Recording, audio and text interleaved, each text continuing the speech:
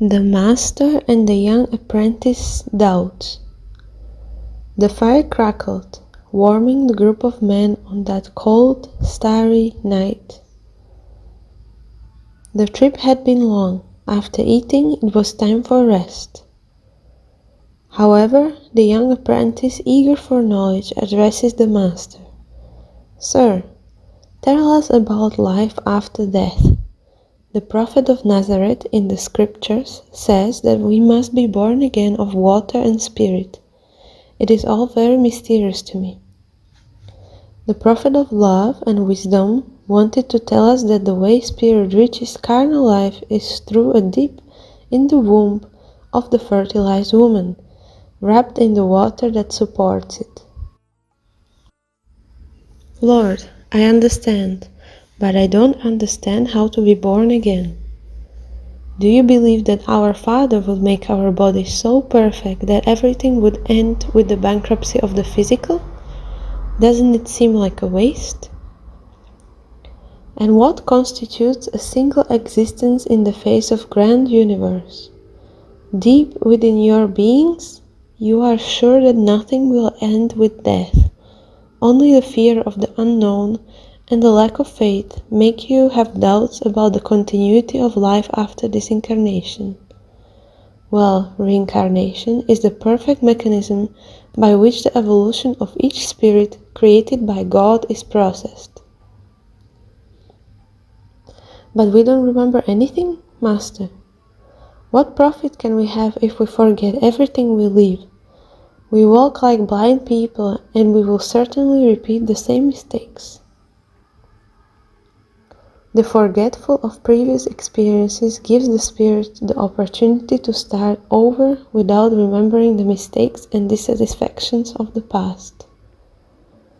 For the almost absolute majority of people, if they had the knowledge of what they have been, what they have already done, of troubled relationships, it would only serve to render extremely important existential opportunities unfeasible.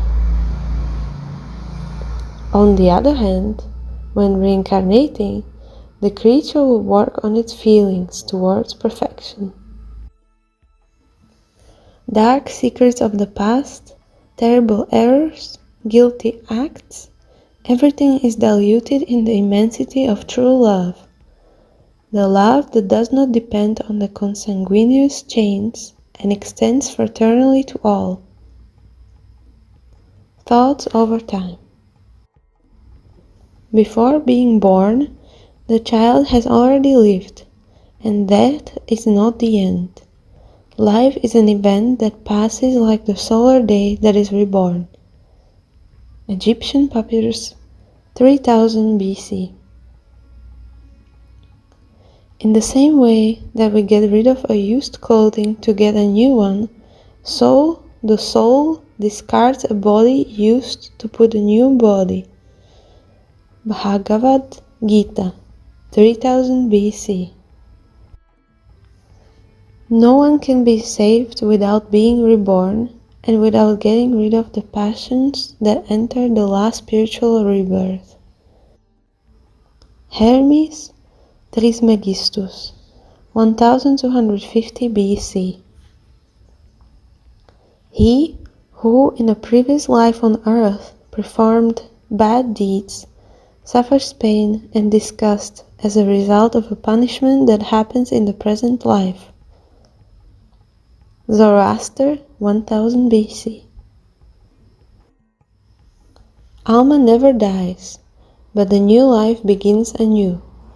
She does nothing more than change her dress, taking another form, but, although living in several bodies, the soul is always the same, because only the shape changes. Pythagoras, 572 to 492 BC. Human beings who are too attached to material values are forced to reincarnate forever, until they understand that being is more important than having. Buddha, 563 to 483 BC. I am convinced that we live again, and that the living emerges from those who have lived, and that the souls of those who have died are alive. Socrates, 469 to 399 BC. Another strong indication that men know most things before birth is that when children learn facts very quickly, it shows that they are not learning them for the first time, but remembering them. Cicero, 106 to 43 BC. Truly, truly, I say to you that someone who is not born again cannot see the kingdom of God. Jesus of Nazareth, Gospel according to John 3:3. Being born twice is no more surprising than being born once. Everything in nature is resurrection.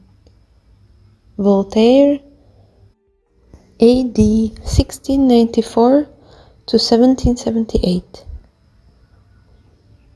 The work will not be lost.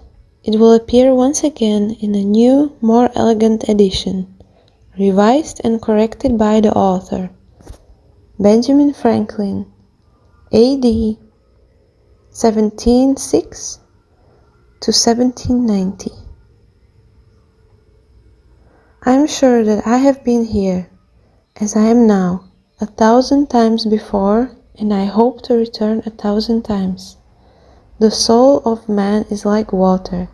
It comes from heaven and ascends to heaven, to then return to earth, in an eternal coming and going. Goethe, 1749 to 1832 AD. To be born, to grow, to die, to be reborn, and still progress always. Such is the law. Allan Kardec, 1804 to 1869.